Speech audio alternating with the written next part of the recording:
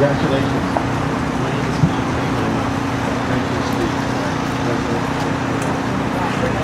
I have to say that I was disappointed at San Diego. They said that places were having park-like versus development, so I was initially against it would be less congested with just a parking. But I did really point that the middle point just have a parking lot where they're always going to develop. So I'm really glad that we were in there and we have that property. So the question is, the concern that most residents have had is adequate parking and then adequate traffic flow so there's not a big bottleneck getting in and out of the neighborhood. So if you address traffic, parking, bottleneck, I would appreciate it. Okay, so that is something that is near and dear to our heart at Flowery Hill, which is one of our, like I said, our project is, we try and pay a lot of attention to that. We, in the initial stages, encountered a lot of problems with regard to parking and traffic flow. We brought in an engineer, a traffic study engineer, who came and helped us with flow of traffic in and out of our centre. We built a 457 parking garage. You probably don't even know it because one of the prerequisites when we were going through this process with the community was, look, we don't want to see this big monster parking lot every time you drive up and down the 5. And unfortunately, we did such a good job at concealing the parking structure that nobody can find the damn thing. So my biggest complaint is, really, you got 457 parking bays at Flowery Hill, where the heck are they?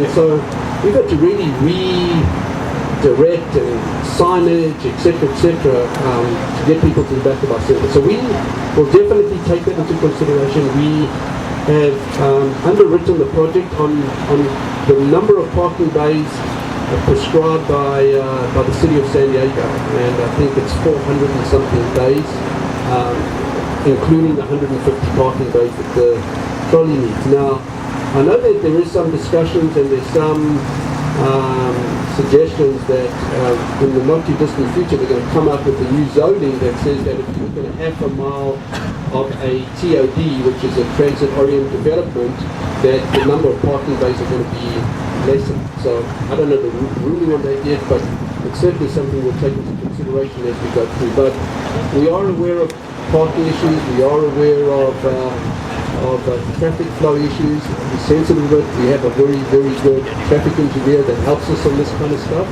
And I give you assurance we'll be consistent in how we approach this project. And that's one of the reasons why we think that having a surface level parking is just not the highest and best use for this land. But if we go underground, we can accomplish the best of all worlds. We can give Sandag, if they're concerned about security, I'll commit to everybody right here. I'll have security on that parking lot, and that subterranean parking 24/7 for the next 75 years if needs be. I'll commit to that. If that's a concern, that we're worried that homeless and like this, I'll make that commitment. We're about creating experiences at our centres, and we'll continue to do that. And if that's a deterrent, that people don't want to come here because of traffic, they don't want to come here because it might be dangerous, we'll make sure that we put in the systems and the controls to ensure that that doesn't happen. You can have our commitment on that.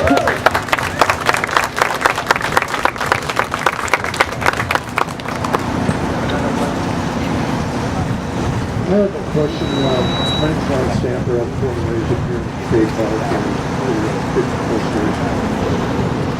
I remember this place that used to be Jack in the Box and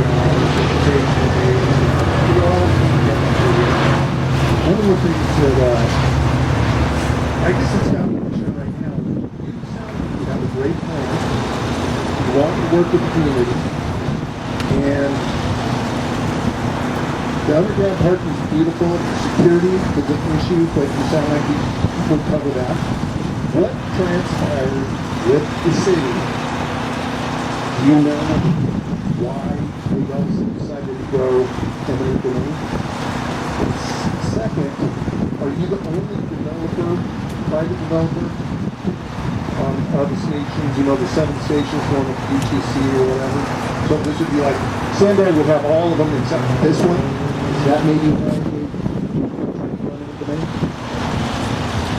So let me answer your first question first. Is you guys know this community a lot better than I do, and so I can't answer why the community, the city determined. I can only tell you that during my due diligence process, I met with the city of San Diego. I met with 3 probably the highest officials there, and I said to them, look, I'm in my due diligence. I'm closing this project for a lot of money, for all cash money, because I can't get financing on this deal. And so before I take that bold leap of faith, tell me, is there anything I should know? And they said, I can only tell you 100%, this is a project we support 100%, the city of San Diego.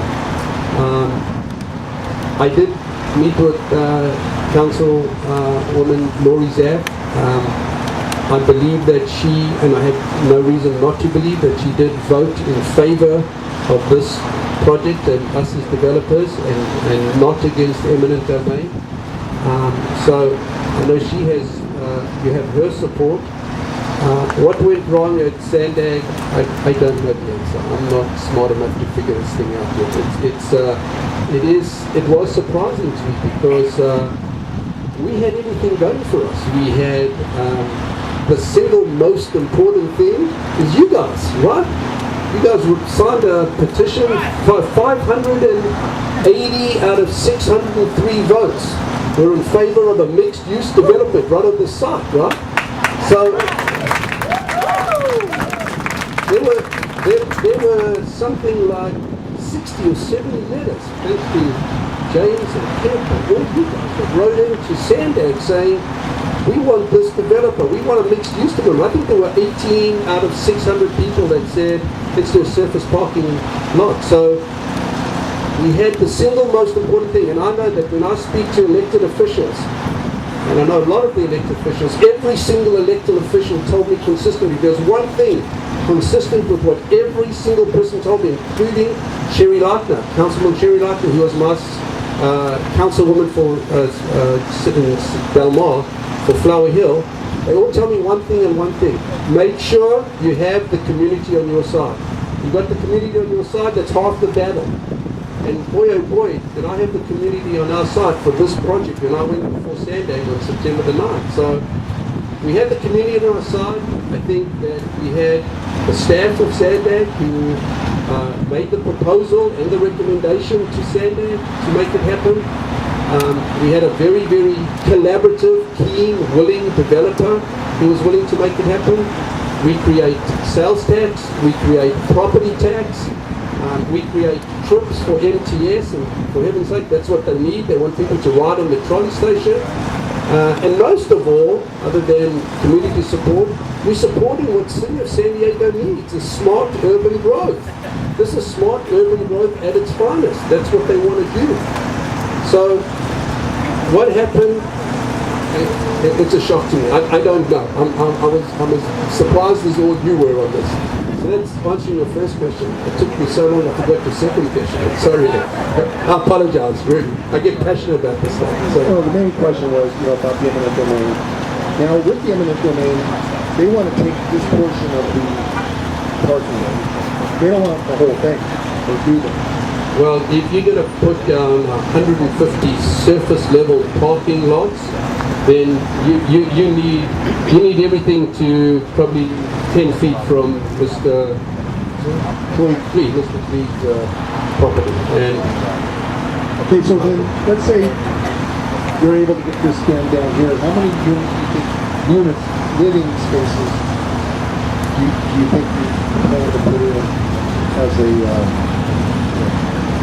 residential? Well, I think that we don't think that look, it's a good question. I haven't really done the study, but we don't think there's a financial feasibility argument to do above grade parking and then apartments above that. We're not sure that that's a model we've analyzed in great depth. So are you suggesting that if we... What's that? Yes. So, If you get the whole project and we do the underground parking, we're going to need Murphy space, you're doing residential or commercial. How many residential units are you considering putting in? under the current plan and the current zoning, 36 units. And again, it might be more if we decided to change and do a few more of these studios as opposed to 1 bedrooms or 2 bedrooms. Again, I don't know that model well enough, but certainly we'll look into it. We'll certainly evaluate, but it's 36 at the moment. About 55,000 square feet of retail on ground level and about 48,000 square feet representing 36 units on the second floor.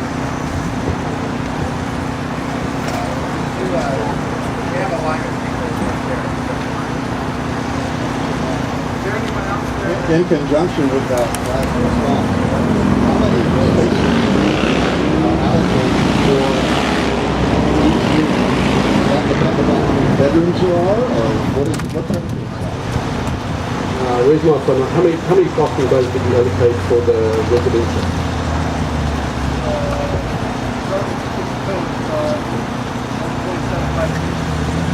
I think it's 1.75 spaces per unit, so if we've got 36 units, let's assuming it's 65 bays. Yeah, hi, my name is Barry. Gentlemen, I was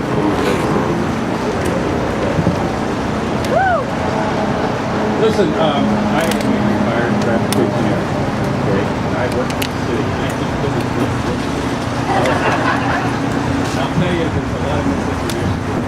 I want everybody to realize that the real traffic studies, in many of them, they base the number of trips per unit by 10 trips per week. So you're putting 360 trips per day per unit. I also want to find out, a lot of the things you're saying sound really good, and I like what you're saying. One thing I didn't like was a bit about parking. Most of us here are property owners. We have a pride of ownership in our property.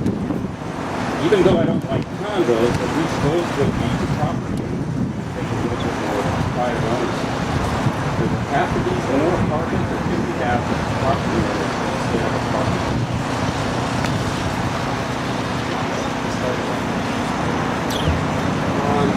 Again, the initial studies we did were more just feasibility studies and looking to see what we can and what we can't underwrite and how much we can afford to pay for this land. It wasn't an inexpensive piece of land, it's an expensive piece of land. So it's certainly something we would be open to reviewing, analyzing, looking into. If that's what the community feels, and again, I will commit to you today that I will definitely work with the community and listen to the community and what works best for the community. Again, I've got to find that happy medium between what works best for the community and what works best from a financial underwriting point of view. And so, but certainly, it's not something that we'll rule out. I certainly will certainly consider it to look into. The second part of that is, I'm sure you're going to have, say you have a traffic engineer, a registered traffic engineer. Yes. So he will probably be putting on a traffic impact study along with environmental studies as well. Was part of the SANDAG requirement a certain amount of density increase in this project? Do they have a minimum density requirement on you? There was no, density never became a factor. There was, again, I'll repeat, there was only two things that Sandag wanted from us. 150 parking bays and a 3-year laydown yard for the site. And I was a year or two both of them. Thank you.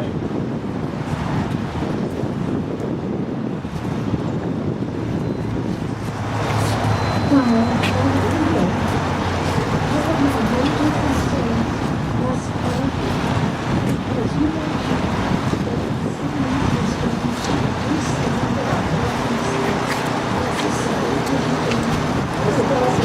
Thanks very much. Take care.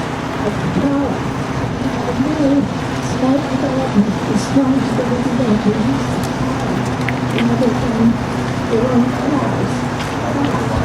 People now use their own cars and reduce the number of spaces that are going to in the community. They have them to get their car. They're going to say, whatever happened, they're 2 or 3 blocks away from apartment people are parking in small residential areas. We do commit to not reducing the number of parking areas to the minimum. Because the city is saying you don't have to, would you give more? And they say you have to.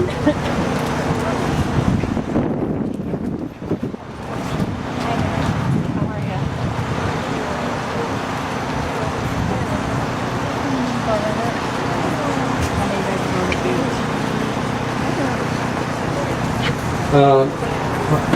Obviously, I'm not sure that I can commit today as to whether we'll not adjust parking.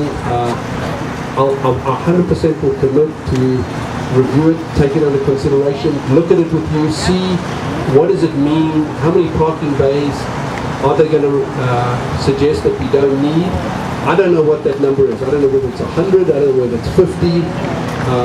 I think that, again, we will commit to at least put it under the microscope and evaluate it with you and see what does it mean if instead of having 450 bays, we only now need 400. What impact does that have on you? And we definitely will do that, 100%.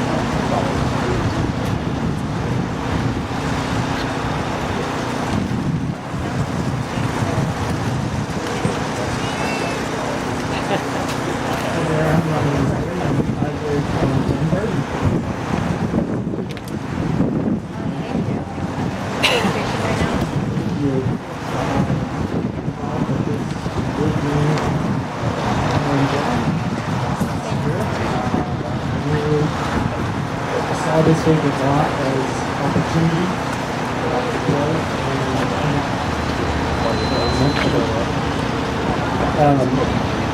became aware of the Bay Park Boardwalk movement. Actually, Jim was my real estate agent, so thank you. So I just want to say thank you because this could have gone in the hands of Sandag, and we need someone like you to develop this and bring smart money to the table instead of using public money to buy this property and make it into something that we don't want. So my question to you is, as a millennial and speaking for the millennials here, what do you think of this dynamic of the transformation of Bay Park, and how you can incorporate that into the design and the feel and the experience? Again, I don't want to punt on this, but I'm only getting to know the Bay Park and the Claremont neighborhood. I'm hopeful that this might be the catalyst to create something new and fresh and something that everyone can enjoy. And so, again, it's a collaborative effort to get involved in the community. We've immersed ourselves in the Del Mar community in the Rancho Santa Fe area because of our Del Mar project. We try everything we do to try and cater to the communities that surround us. So from a operational point of view, from a functional point of view, and from a design point of view, we certainly will, hopefully you'll invite us to be a part of your community and that we become part of your family so that we can work together to create something that works for the entire community. So I don't know that I can answer it yet because I really don't know enough about the community and the dynamics of the community and what the community would like to see here. I'm hopeful that if we win the judges' vote in November, that we'll get together and work together. So I apologize for not giving you the answer that you might be looking for, but I just don't have enough information to do that. No, it's more, yes, you focus on the wants and desires, and then it's fun. So your answer is good. It's not what's specific, it's just the mentality. So I appreciate that.